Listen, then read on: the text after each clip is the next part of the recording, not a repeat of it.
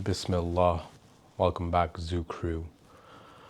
So, I've been going through a lot over the last few days, really since like last Thursday, you could say. And in moments where I feel down or I feel like life is just knocking me around, I find myself turning to anime. And in this case, Naruto. So, we're going to talk about some life lessons from Naruto because when you are feeling at your lowest, that's really the show that's going to get you over the hump. Because those of you who have seen Naruto will know this guy is shunned from everyone in the village. He grows up without parents, and everyone knows that he has this like demon fox inside of him, and he's the only one unaware. And he's ignored his whole life, and his whole goal becomes to be the Hokage, which is like the leader or strongest ninja in the village. So people will have to like pay attention to him and respect him. And I guess I relate to that in a lot of ways. And I think that's really why I'm so like adamant about like social media and like spreading my message and like being known or being seen. And then at the same time, why I strive so much to like become the best business person I can be and become like top 1% when it comes to business, right? Just so people understand or like recognize my talents, right? And I guess it's cool in the sense that like this guy has so much potential and I feel like I also have a lot of potential. And it's only after going through so many of these different trials and tribulations that he's able to actually reach his potential, right? Without any of these challenges, he would never become the Hokage. And I think outside of that, it's also that he has like close friends, he has people who believe in him. Then obviously, he finds these like later on in life, and then he has some really good mentors, right? And then that really plays like a pivotal role in his life. But even outside of that, like we could talk about Rock Lee, right? So this guy's a ninja, but he can't use ninjutsu and he can't use genjutsu. So like you could say like special abilities, all he can do is taijutsu, which is like physical combat. And most people would be like, oh, like you can't become a ninja. Like how would you ever become a ninja? Or like why would anyone think you're capable of becoming a ninja? But then his like sensei is like, no, like we're gonna turn your weakness into your greatest strength, and then you're gonna become like the greatest taijutsu user ever. And the guy is very like powerful, I guess, or capable rather is I guess the more appropriate term because he can hold his own. And right now, like I'm just going through the tuning exam arc, and there's a whole like scene where he's explaining to his like teammate Neji, who's like gifted genius, born with like immense talent, that like the loser can beat the genius through hard work and effort, right? And I think even outside of that, I think it comes back to like discipline, right? So when you're not disciplined, life will throw you around. Life is going to smack you around. Just to remind you that nothing easy or nothing worth having comes easy, right? Everything that you want takes hard work, and you have to be willing to put in the reps. You have to be willing to grind it out, even when it seems like you're not getting any results, right? And you gotta just push through. You got to push past your limits, right? And in the end, like even Naruto, like who's seen as a failure, is able to beat Neji through hard work, discipline, perseverance, and like self-belief, right? And I think a lot of people don't believe in themselves. Like they'll have these outrageous or wild dreams or like outlandish dreams, but they don't believe in themselves enough. And then even when like things become reality, they still can't believe it, right? And yeah, like even for Mina, like we went to Saskatoon, we did her like she did her exam, and I knew she had passed the day she wrote the exam, but like in her own head she was like, no, I didn't pass, and like kept worrying about this. And then when she finally got the results, she was like, oh damn, like I passed, like I can't believe it. And like to me it's like, why can't you believe it? Like you're a talented person, you're very smart, you're very capable, And like, as long as you're not in your own head, like getting in your own way and stressing yourself out, like it makes sense that you would pass, right? And again, like I already knew she was gonna pass because like I believe in her, and it was just that she didn't believe in herself enough to realize that like she did pass, you know, until like it became reality, and even then it was like hard to accept, you know. So I'm very proud of her, and I'm very, yeah, I guess very proud because it's a huge, huge accomplishment, especially given her age. Like she's still very young, and I know how much hard work and like perseverance and like effort she put into this. So, Mina, if you're watching this, I hope you know that I'm very proud of you. You know, and I guess that also gives me motivation to like see people close to me go and accomplish things at like a young age. You know, even like my younger brother, like this guy's got 2 degrees, he's becoming a lawyer, and like he's much younger than most people would be when they become a lawyer, you know. And like now he's getting married in literally a couple of days. And the funny part about that is I would always joke being like, yeah, like Marsha's gonna get married before me, you know. And then sure enough, like he's literally getting married before me, you know. So I'm the last one left now. And I don't know when I'll get married or if I'll ever get married, you know, just given the way life's been going. And just, yeah, I guess we can talk about it. Like, me and Mina had a bit of a falling out, and like, I guess at the end of the day, like, the only person to blame is myself. Like, I lashed out, I lost control, I got angry, I let my emotions get the best of me. I was feeling overwhelmed, and like, I can make as many excuses as possible, but it doesn't change the fact, like, I did what I did, you know? And like, I self-sabotaged, and I think it really was just that we both have such a huge fear of abandonment that we'd rather push the person away and like walk away instead of like having them abandon us, and then it becomes like a self-fulfilling prophecy, you know. And that's kind of what I've been dealing with for the last few days. And honestly, this time I don't think like there will be any coming back from it, because I think I've pushed her too far. And it sucks because like at the end of the day, like she is probably like the most important person in my life, and I wouldn't be who I am today if I didn't know her. So it's not like I can just forget about her or like stop loving her or stop caring about her. And like it sucks, but like there's nothing else I can do, you know. Like it's out of my hands. The only thing I can do is focus on myself, become more stable, become more centered, become more disciplined. Because really, like, I lost my discipline, and my whole life ended up becoming about her again, instead of like me taking care of myself, filling my own cup, making sure my routines are in place. And then like, I guess blaming her for me not maintaining my own discipline or my own routines, and like continually building my own life, you know? Whereas like when I first started down this journey, like I was still trying to reconnect with her, and like we did reconnect, but I was also like building my own life. I had my own routines, I had my own kind of day to day.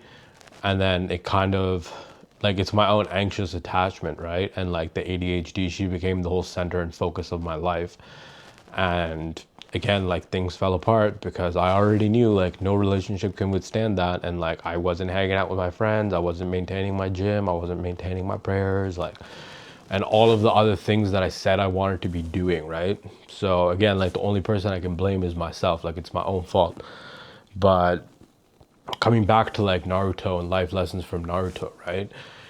So when he ends up like fighting with Gara, he realizes that like he could have become Gara if he didn't have friends or he didn't have people who believed in him, and like the whole dark side of being alone, right? So, and like people are social creatures, so you can't just be alone. You will end up in a very dark place, you know? And I think really right now, with the way the world is, a lot of people are lonely, and they substitute that loneliness for social media and these parasocial connections instead of like cultivating real friendships in the real world, you know, or like strengthening their relationships with their family or things like that. And really, I guess like the main point was, at the end of the day, hard work will always beat talent, because the people who are born gifted or like naturally talented, they can just coast along and get through life, right? The people who are born without any talent and like they have to cultivate it themselves will always win in the long run, because they're forced to build discipline. They're forced to put in extra time. They're forced to put in effort. They're forced to reflect and like find the flaws in themselves so they can become better and reach their full potential, right? And this is why I think people who like understand hard work will always beat talent end up much further ahead in life, or they have much more potential, because the people who are born with talent don't ever have to learn any of these skills, right? They don't ever have to like put in the hard work. So like when push comes to shove, they'll just fold, they'll collapse, they'll run away. They can't deal with the pressure, right? And it's like they say, diamonds are formed under pressure. So you have to be willing to put yourself in uncomfortable positions. You have to be willing to take a bet on yourself. You have to be willing to do things that are hard, right? And again, like until you're able to do the things that are hard, you're never gonna have the life you want. If you keep taking shortcuts, like it ends up being a longer route, right? Because there's no such thing as a shortcut. And when you take shortcuts or you cut corners, you have to pay the price somewhere along the line, right? You can't have something with like for nothing. You have to be willing to put in something to get something else in return, right? And every action has an equal and opposite reaction. So, yeah, you know, I guess we'll end it on the notion that like if you've never seen Naruto and or you've never seen anime, I think Naruto is a great place to start. I think that's one of the main ones that people get started with, and really that's like one of the main reasons anime has become so mainstream, because like getting into One Piece, like One Piece is great. Like I love One Piece more than like Naruto. But Naruto, it's a much easier to digest. It's easier to get into. The pacing is a lot better. It's not as daunting because there's not as many episodes, you know? And it's really an emotional roller coaster, which is what life is about. And there's so many like characters that you can like relate to, that I think that's a great place to start. So yeah, I mean, those of you who are born with like God-given gifts and like natural talent, salute you, like props to you, you know. I'm sure, as much as I can say, like you probably had an easy life. Maybe you didn't, maybe you did. Because nobody really does have an easy life. Everyone's fighting their own battles. Everyone's got their own demons, you know. And for those of you who feel like you don't have natural talent, don't let that get you down, because your natural talent should be your perseverance, right? Your willingness to put in the effort, to keep doing the reps, to push yourself beyond your own limits, to keep growing. And then eventually you'll be at a place where like where the time you've put in will compound, and then you'll start getting results, and then it'll snowball, right? So it's like you're pushing a snowball up a hill, or you're pushing a boulder up a hill, and then once you get to the top, the boulder starts to roll on its own down the other side of the hill, and it becomes about catching up to the boulder, right? So eventually you'll get to a place where your effort surpasses your results, and you'll see like everything's compounding, snowballing, and one day you'll wake up and you'll have accomplished all of your goals, you'll have reached your dreams, and you won't even believe it really. But when you like, that's the funny thing about life, right?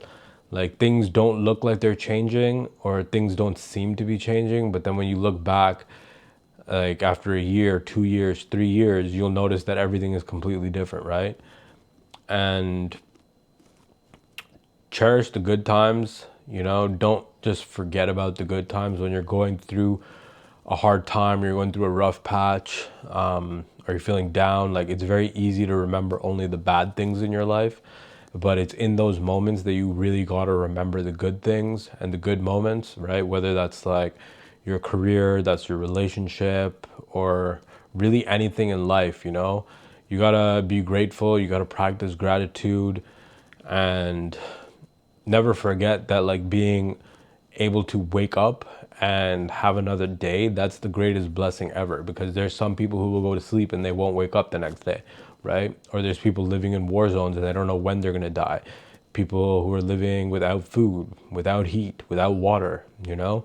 So don't take these things for granted, especially if you live in a country like Canada or America or any like developed nation. Don't take these small things for granted, you know, because that's what life's about. It's about the small things, it's about the little moments, you know, like it's very easy to just get your girlfriend flowers on her birthday or like Valentine's Day or Christmas. It's when you just randomly show up with flowers, that's what really counts, right? It's the moments where it's unexpected. That's how you show care, you know? So, yeah. All in all, it's been one hell of a journey, and I gotta finish packing up my stuff because Wednesday, so not tomorrow, but the day after, I'll be flying out to Vancouver to meet up with Damon and Ron, and then the following day, the three of us will be heading out to Japan, land of the rising sun. So I mean, as much as I'm like depressed and like sad about everything with Mina, like I guess it's good that this trip is coming up because it'll like distract me and I'll have something else to focus on. Plus, like the last time I went on vacation was literally 2013. So it's been what, like fucking 13 years since the last time I went on a vacation. And I guess this is why I was saying in that previous video where time is your most valuable currency. Like I was in such a rush to like become something, and I was like, yeah, I have to like work and I have to like become a billionaire or a millionaire and then I can travel, you know? And had I died in the last 13 years, I would have never seen Japan, you know what I mean? And there's so many other places in the world that I want to travel to that I've just never gone to, just because I was like, yeah, well, I have to like figure this out, or I have to figure this out. But there's people with much less money or like less finances or in much worse positions financially than I was during those last 13 years, and they managed to find a way to travel, you know? So don't get in your own head, don't get in your own way, don't overcomplicate things, you know? Life doesn't have to be hard, life doesn't have to be complicated. It's as simple as you decide something and then you pursue it and you don't look back, you know? And that even relates to relationships. Like it's so easy to just walk away and be like, okay, well, I give up. And like it takes courage and it takes hard work to actually stick it out and like make things work with somebody, you know? Especially like when you go through a rough patch, like it's so easy to just walk away and just give up.